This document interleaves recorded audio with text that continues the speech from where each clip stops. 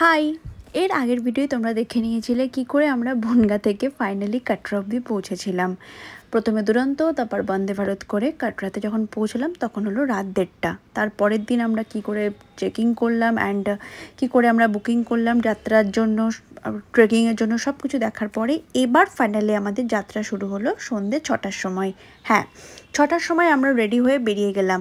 তখনও কিন্তু এখানে রীতিমতো সূর্যের আলো থাকে এইসব জায়গায়, তো কোনো চাপ নেই, এই জন্য এতটাই সূর্যের আলো তোমরা দেখতে পাচ্ছ। 6টার সময় আমরা প্রথমে হোটেল থেকে বেরোলাম বানগঙ্গা চেকিং পয়েন্টের উদ্দেশ্যে। সেটা ছিল আমাদের হোটেল থেকে 4 থেকে 5 কিলোমিটার দূরে। অটোতে করে আমরা যখন চেকিং পয়েন্টে পৌঁছালাম তখন বাজে 6:30 নাগাদ। এবার আমাদের ওখানে চেকিং করতে হবে, বাট তার আগে আমরা লাঠি কিনে নিয়েছিলাম এবং কিনে নিয়েছিলাম মাতা রানী কি ফেট্টি। কিন্তু মাতা রানী কি ফেট্টি মানে জয় মাতা দি লেখা ওই ফেট্টিগুলো পরা হয়নি, ভেবেছিলাম পরে পরবো। যখন চেকিং পয়েন্টে পৌঁছালাম সেখানে গিয়ে রীতিমতো চক্ষু চড়ক গাছ, এই কারণে মারাত্মক ভিড়, মানে মারাত্মক লাইন। আর সব থেকে বাজে ব্যাপার সেটা হচ্ছে ছেলেদের লাইনটা মারাত্মক কম, মেয়েদের লাইনটা মারাত্মক বেশি। কম বলবো না, খুব ছেলেদের লাইন ডিসিপ্লিনড ছিল, যার জন্য খুব তাড়াতাড়ি হয়ে যাচ্ছিলো। লিটারেলি ছেলেরা লাইনে ঢুকছে এবং বেরোচ্ছে, সেখানে মেয়েরা জটলা করেছিল, যার জন্য প্রচণ্ড দেরি হচ্ছিল। এই হচ্ছে সেই বানগঙ্গা চেকিং পয়েন্ট যেখান থেকে বৈষ্ণোদেবীর উদ্দেশ্যে যাত্রা শুরু হয়। আমরা প্রত্যেকের গলায় ওই আই কার্ডটা পরে নিয়েছিলাম যেটা আমাদেরকে দিয়েছিল। অ্যান্ড ভিডিও দেখে আই হোপ কিছুটা রিয়েলাইজ করতে পারছো যে কতটা লাইন ছিল। এই সিঁড়ি বরাবর উপরে উঠতে হবে, উপর থেকে লাইন শুরু হবে, সেই লাইনটা নিচে দিয়ে নামবে, দেন নিচে চেক হবে এবং তারপর যাত্রা শুরু হবে। আমার মনে হয় এত ভিড় হওয়া সত্ত্বেও উচিত ছিল মেয়েদের জন্য আরেকটা চেকিং পয়েন্ট খোলা। এর মধ্যেই আমরা লাইন দিতে দিতে মাতা রানী কি ফেট্টি, জয় মাতা দি লেখা ফেট্টি পরে নিলাম। এটা ম্যান্ডেটারি, সবাই পড়েছিল, তো চলো পরে নিই, ভালো লাগে দেখতে। এবার যেটা বলছিলাম, তোমরা just look at the line, মানে ছেলেদের লাইনটা কতটা ইজিলি যাচ্ছে, কোনো রকম ঝামেলা নেই। এই হচ্ছে ছেলেদের লাইনের অবস্থা, যেখানে ছেলেদের সংখ্যা কিন্তু মেয়েদের থেকে অনেক বেশি। মেয়েদের মধ্যে কি হয়েছে, সব ট্রলি নিয়ে উঠে গেছে, কেউ একটা সরু লেনে দুজন করে ঢুকে যাচ্ছে, আমি আগে যাবো, কোনো রকম সিস্টেম মানেনি। প্রবাবলি এই জন্যই বলা হয় যে মেয়েদের এডুকেশনের এত দরকার। আমরা বোঝানোর চেষ্টা করছি তোমরা এক লাইনে থাকো তো তাদের ইজি হবে না, ওদের তাড়াতাড়ি করে ঢুকতে হবে। Most of the people were from different plates of India. Bihar থেকে ছিল, ইউপি ছিল, অনেক কালচারে ছিল, তারা কেন বুঝতে চায়নি আমি জানি না। তো ফাইনালি 6:30 থেকে যখন লাইন দিয়ে বেরোলাম তখন বাজে 7:30। ইয়েস, 1 ঘন্টা, যেখানে আমাদের মামাদের কমপ্লিট হয়ে গেছিলো মাত্র 15 মিনিটে। বেরিয়ে এবার আমরা শুরু করলাম যাত্রা।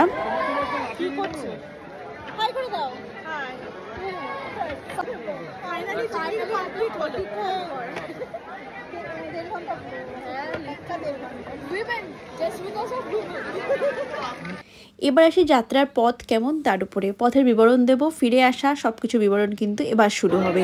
সো ফাইনালি জয় মাতা দি বলে আমরা স্টার্ট যখন করলাম তখন বাজে 7:45। ইয়েস, রাস্তা ভীষণ ভালো, বিশ্বাস করো। যারা কেদারনাথ গেছো, যারা যমুনোত্রী গেছো, যারা অন্যান্য ট্রেকিং করেছো, তারা রীতিমতো স্বীকার করতে বাধ্য হবে এই রাস্তা একদম পাকা ঢালাই পিচের রাস্তা। ইয়েস, এত ভালো পরিষ্কার পরিচ্ছন্ন রাস্তা, কোনো রকম নোংরা নেই। ঘোরার জন্য সামান্য যে নোংরা যেটা হচ্ছেও সেটা কিন্তু প্রত্যেকটা পয়েন্টে পয়েন্টে পরিষ্কার করার লোক আছে, তারা পরিষ্কার করে দিচ্ছে। এবার কি হচ্ছে, গোটা রাস্তা জুড়ে লোকজন ভর্তি, সাথে রয়েছে দোকানপাট, বিশাল বড় মার্কেট শুধুমাত্র রাস্তা জুড়ে। তার জন্য সবাই দেখছে এখানে রাত্রেবেলাতেই ট্রেকিং করছে। এই হলো রাস্তার কন্ডিশান, তোমরা দেখতেই পাচ্ছ, কোনো রকম সমস্যা তোমাদের আসবে না। স্পেশালি যারা কেদারনাথ গেছে তারা তো মনে হবে একটু সোনায় সোহাগা, মানে আমার পার্সোনালি ওটাই ফিল হয়েছিল, বিকজ ওখানে তো কোনো রাস্তাই নেই, মানে সবই তো একটা জাস্ট যেরকমভাবে নর্মালি যেতে হয় সেরকমই পাহাড়কে খাঁজ কেটে কেটে, কোনো রাস্তা নয়, এটা পাকা রাস্তা রীতিমতো। তো আমরা শুরু করলাম যাত্রা, সমস্যা কিছুই হয়নি প্রথম। আর আমার তো চিরকালই কচ্ছপের গতি, সব থেকে লেটে আমি চলছিলাম, কারণ আমার নিজের ক্যাপাসিটি সম্পর্কে আমার আইডিয়া আছে, আমি তাড়াতাড়ি হাঁটতে পারি না, আমার ভীষণ কষ্ট হয়। টোটাল ছিল 14 কিলোমিটারের রাস্তা, 9 ঘন্টা লাগবে। 7:30 থেকে শুরু করেছিলাম। পুরো শহরটা দেখতে লাগছিল এরকম, উপর থেকে কাটরা শহরটা ভীষণ সুন্দর, ঠিক আছে। আর আরেকটা কথা, গোটা রাস্তাতে না শেড দেওয়া আছে, নীল রঙের শেড দেওয়া, যাতে কোনো রকম বৃষ্টি আসলেও সমস্যা নেই, এবং শীতের রাতে নেওয়ার পরে সেটাতেও কোনো সমস্যা তোমরা পাবে না। সমস্ত রাস্তায় মাইক বসানো আছে, সেখানে সুন্দর ঠাকুরের গান চলছে, সাথে মিষ্টি মিষ্টি হাওয়া, কোনো রকম সমস্যা নেই, মানে রাস্তাতে হাঁটতে দারুণ লাগছে। আমরা কোনো যাওয়ার সময় শর্টকাট নিইনি, আর ওই যে উপর থেকে যে মন্দিরটা দেখা যাচ্ছিল, আমরা ভাবছিলাম এটা বৈষ্ণোদেবী মন্দির, সেটা কাছে এসে বুঝলাম আর্ধকুমারী মন্দির। এই যে পয়েন্টটা দেখতে পাচ্ছ, এই পয়েন্টে একটা রাস্তা ডান দিকে গেছে, একটা রাস্তা বাদিকে গেছে। ডান দিকের রাস্তাটা হচ্ছে 6.5 কিলোমিটার আর বাদিকে হচ্ছে 5.5 কিলোমিটার। যদি ডান দিকের রাস্তা দিয়ে যাও তাহলে তুমি ওই অর্ধকুমারী মন্দিরটা ক্রস করে যাবে। অনেকে আছে দণ্ডি কাটতে কাটতে পুরোটা রাস্তা কমপ্লিট করছে, তাদের জন্য এরকম শোয়ার ব্যবস্থা রয়েছে। রাস্তা যেহেতু পরিষ্কার, লোকজন লোটা কম্বল নিয়ে চলে যাচ্ছে, রাস্তায় শুয়ে পড়ছে। অর্ধকুমারী মন্দিরের রাস্তায় আমরা গেছিলাম, এইভাবে সামনে লোক শুয়ে আছে, মন্দিরে আমরা ঢুকতে পারিনি। তাই ওখানে একটা টানেল মতো বেরিয়ে গেছিলো, আর একটা রাস্তা ছিল সেখানে চড়াই রাস্তা, ওখানে আমাদের পুলিশ যেতে বারণ বললো পারবেন না। টানেল মতো বেরিয়ে গেছে, টানেল দিয়ে আমরা বেরিয়ে পড়লাম। তো দেখতে পাবে যে টানেলটা কিন্তু গিয়ে সামনে ওই মেন রাস্তার সাথে আমার মিলিয়ে দিয়েছে। এই জন্যই এটা হচ্ছে 1.5 কিলোমিটার বেশি, 6.5 আর 5.5 1 কিলোমিটার বেশি। এবার আবার শুরু করলাম মন্দিরের উদ্দেশ্যে যাত্রা। ভেবেছিলাম অর্ধকুমারী মন্দিরে ঢুকতে পারবো, কিন্তু ওখানে সামনে এত লোক বসে আছে, ঢোকার কোনো পরিস্থিতি নেই। আচ্ছা, মাঝখানে আমার শরীর সত্যি খারাপ হচ্ছিল, আমি আর হাঁটতে পারছিলাম না, আমি প্রচণ্ড আনফিট হয়ে গেছি, ভীষণ মোটা হয়ে গেছি, আমাকে এক্সারসাইজ করতেই হবে। তো বৈষ্ণোদেবী আসার অনেকটা দূরেই এখনো পর্যন্ত, মানে অনেকটা পিছিয়ে রেখে এসেছি। লেখা ছিল 3 কিলোমিটার, তারপর 1 কিলোমিটার, 2.5 কিলোমিটার। পর হঠাৎ করে আমার পা ব্যথা করছে, বসেছি, কিছু ছেলে গ্রুপ আসলো, তারা বলছে এখনো 7 কিলোমিটার বাকি।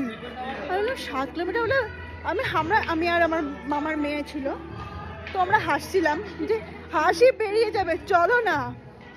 তো ওরা ব্যাক করছিল, যাচ্ছি। এইবার আমরা আনন্দে আছি যে আর 2 কিলোমিটার বাকি, বিকজ 2.5 কিলোমিটার পেরিয়ে এসছে অনেকক্ষণ আগে। এইবার যাকে যেটা ছেড়ে বলছে কি এখনো 4 কিলোমিটার বাকি, এখনো অনেক দূর।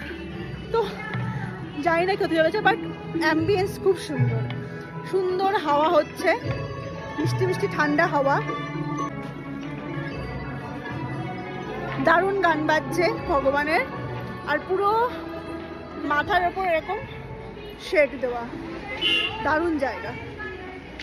বাই দ্য ওয়ে, টাইমটা বলা হয়নি, এখন বাজে রাত 3টে। 7:30 থেকে শুরু করেছি ট্রেকিং কমপ্লিট হওয়ার পর, মানে জার্নি 6টা থেকে শুরু হয়েছে, 7:30 থেকে হাঁটা শুরু হয়েছে, 7:30 থেকে রাত 3টে বাজে। এখন আমরা হাঁটছি, এখনো শুনছি নাকি অনেকটা বাকি।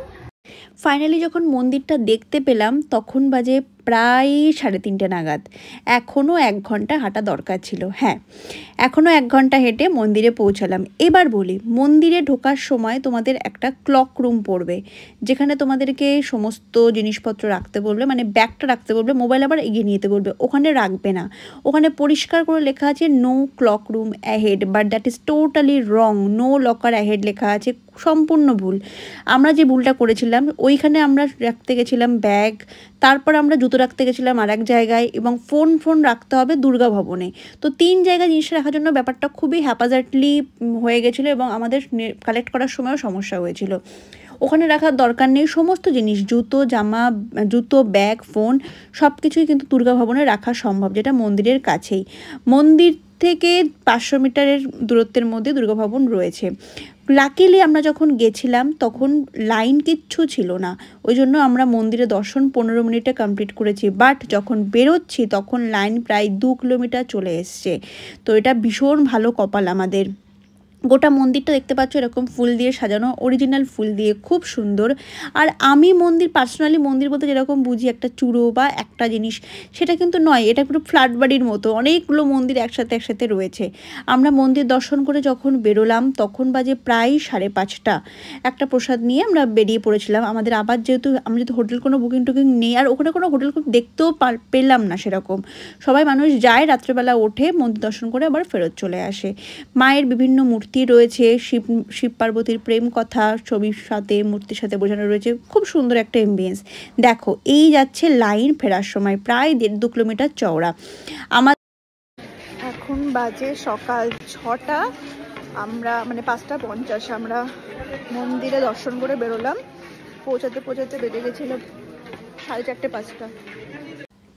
যখন লাইনে ঢুকি তখন একটা সমস্যা আমি ফেস করেছিলাম, ওখানে না লেখা রয়েছে ফোন অ্যালাউ না, তারপরে ট্যাব অ্যালাউ না, ল্যাপটপ অ্যালাউ না, আর পিস্তল অ্যালাউ না, এরকম কিছু জিনিসপত্র। কিন্তু ওখানে কোনো রকম এটা লেখা নেই যে ইলেকট্রনিক গ্যাজেট অ্যালাউ না, তাহলেই মিটে যেত। আমি হেডফোনে ঢুকে গেছিলাম, তারপরে ফিল করলাম যে হেডফোন অ্যালাউ না, আমাকে আবার লাইন থেকে বেরিয়ে জুতোর মধ্যে হেডফোন লিটারেলি রেখে এসেছি, কারণ না হলে আমাকে আরও 1 কিলোমিটার হাঁটতে দুর্গমনে রাখার জন্য, যেটা প্রচণ্ড প্রবলেম হয়ে যেত।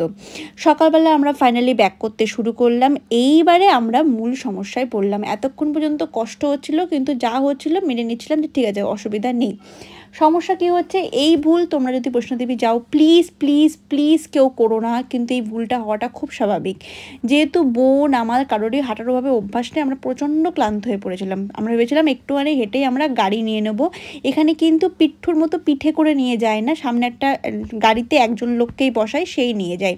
তো কিছুটা দূরে গিয়ে আমরা একটা শর্টকাট সিঁড়ি পেলাম, যে মামা বললো যে শর্টকাট দিয়ে নেমে যায়, তারপরে আমরা গাড়িটা নিয়েই নেবো।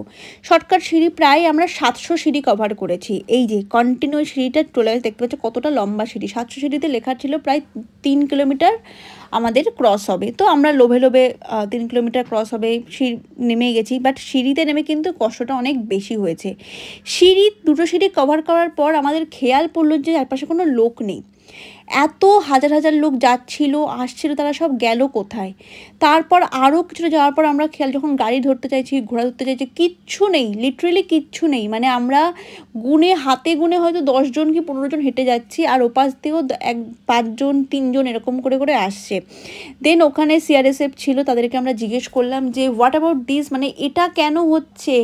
এত লোকজন সব গেল কোথায়? উড়ে গেল নাকি? একটা সিঁড়ি কভার করে লোকজন নেই কেন?